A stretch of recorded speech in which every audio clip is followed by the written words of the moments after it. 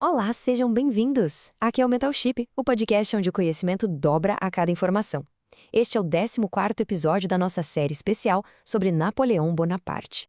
Os links para os livros utilizados estão na descrição. Se esse conteúdo agregar valor para você, deixe seu like e compartilhe. Hoje, a gente vai mergulhar no momento em que a lenda de Napoleão Bonaparte começou a ruir de verdade. Essa não é só a história de uma batalha, é a anatomia de uma queda. A derrota esmagadora em Leipzig, que forçou o homem que refez o mapa da Europa a assinar sua primeira abdicação. Olha, a campanha na Rússia em 1812 não foi apenas uma derrota militar, foi a quebra de um mito. Pensa bem, por mais de uma década, a Europa via Napoleão como uma força da natureza, quase imbatível. Mas quando os restos do grande exército dele voltaram congelados da estepe, o mundo viu que o semideus sangrava. E você sabe, cheiro de sangue atrai predadores. O leão estava ferido, e a matilha toda de velhos inimigos e novos oportunistas sentiu que era a hora do golpe final. Essa derrota na Rússia abriu rachaduras profundas no Império. E não se tratava só da perda de centenas de milhares de soldados, não. Era a aura de Napoleão que tinha se partido. Aquela mistura de medo e admiração que mantinha os aliados dele na linha simplesmente se desfez. Príncipes que antes tremiam com uma carta dele, agora haviam uma oportunidade de ouro. A lealdade forçada, sabe, evaporou quase que da noite para o dia. E o problema era sistêmico, era muito mais fundo. Napoleão precisava de um novo exército, mas os veteranos, a maioria tinha morrido na Rússia. Os novos recrutas eram praticamente garotos. A economia, sufocada pelo próprio bloqueio continental que ele criou, mal conseguia financiar a guerra. A própria França já estava exausta, e aquele império gigantesco que é da Espanha até a Polônia se tornou um pesadelo logístico, impossível de defender. E no meio desse caos todo, Napoleão se recusava a ceder. Durante a Batalha de Leipzig, ele estava com dores terríveis no estômago e os assessores dele imploraram para que ele descansasse um pouco. A resposta dele? Não, morrerei de pé. Essa frase é a síntese de tudo. A teimosia, a recusa em mostrar qualquer fraqueza, mesmo quando o corpo dele e o império dele desmoronavam ao mesmo tempo. Essa vulnerabilidade toda foi o sinal que a Europa estava esperando. A sexta coalizão nasceu, e dessa vez era diferente. Prússia, Rússia, Áustria, Suécia, todos eles financiados pelo ouro britânico, formaram uma aliança gigantesca com um único propósito: derrubar Napoleão. Não era mais uma nação contra outra. Era o continente inteiro se erguendo contra um único homem. E aqui, gente, está a grande virada de chave. Depois de anos sendo humilhados no campo de batalha, os aliados finalmente aprenderam a lição. Eles pararam de tentar vencer Napoleão no jogo dele, sabe? Aquela batalha genial, decisiva, não mais. A nova estratégia era brutalmente simples: evitar o confronto direto com o imperador a todo custo.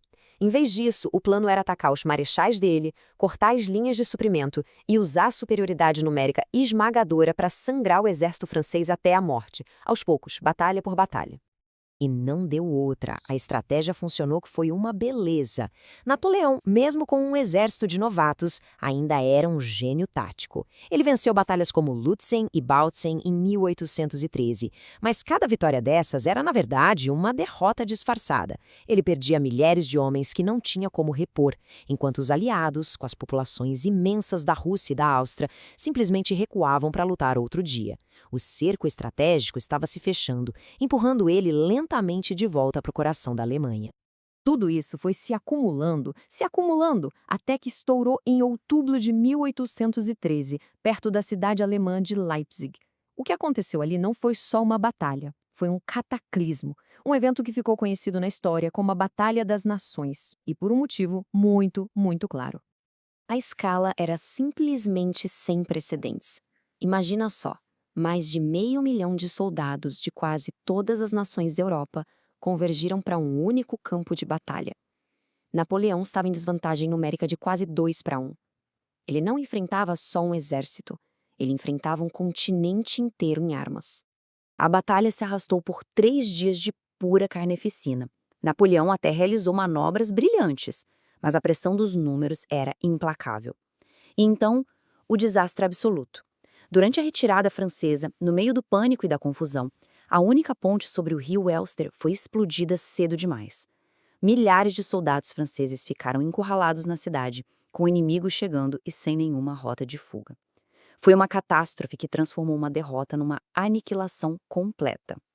Não é à toa que o biógrafo Emil Ludwig descreveu Leipzig como o crepúsculo do gênio. Foi o momento em que a força bruta dos números e o peso da história finalmente superaram a genialidade de um único homem. O Império Napoleônico, fora da França, tinha efetivamente desmoronado ali. Depois de Leipzig, aconteceu o impensável. A guerra cruzou o rio Reno. Pela primeira vez em uma geração, a França seria o campo de batalha. Napoleão, agora defendendo o próprio país, conduziu uma campanha defensiva brilhante, mas já era tarde demais. Os exércitos aliados, em massa, marchavam implacavelmente em direção a Paris. E enquanto Napoleão lutava desesperadamente no campo de batalha, ele perdia a guerra mais importante, a guerra política em Paris. O sistema que ele mesmo criou estava o abandonando. O Senado, liderado pelo mestre da traição, Talleyrand, declarou que ele tinha perdido o trono. No momento em que ele não pode mais garantir a segurança da França, o apoio político simplesmente evaporou. Os próprios marechais dele, exaustos da guerra, começaram a pressioná-lo a desistir. O palco para o ato final foi montado no Palácio de Fontainebleau. Ali, encurralado e isolado, Napoleão enfrentou a dura realidade de que seu poder tinha desaparecido. Seus inimigos estavam em Paris e seus próprios generais não queriam mais lutar por ele. Quando foi informado de que os aliados planejavam restaurar a monarquia Bourbon, a mesmíssima dinastia derrubada pela Revolução, Napoleão explodiu. Para ele, era um absurdo. A ideia de que a França voltaria para aqueles reis que ele via como a causa da ruína do país era um insulto, não só a ele, mas a tudo que a Revolução Francesa representava. Mas a vontade dele já não importava mais.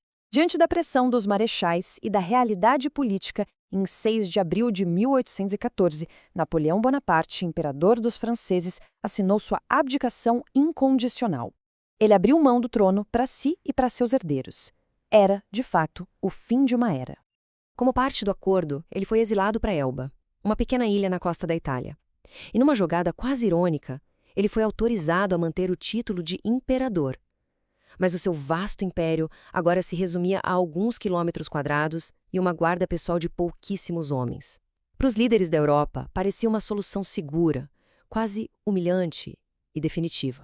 A queda de Napoleão em 1814 pareceu fechar um dos capítulos mais turbulentos da história europeia. Mas o que essa queda realmente significou?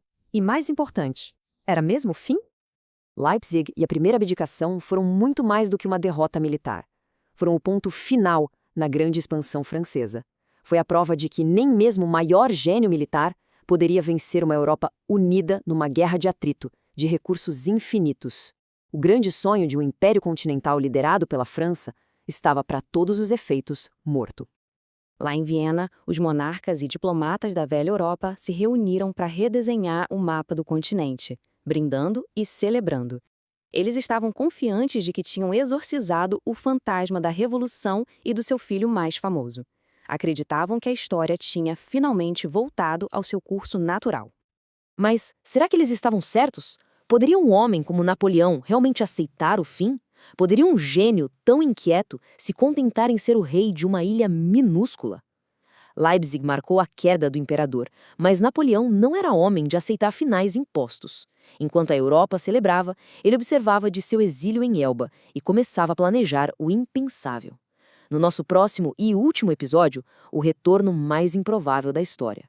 Os 100 dias, Waterloo e o mito final de Santa Helena. Este episódio foi gerado com apoio de IA e adaptado especialmente aqui no Mentalship.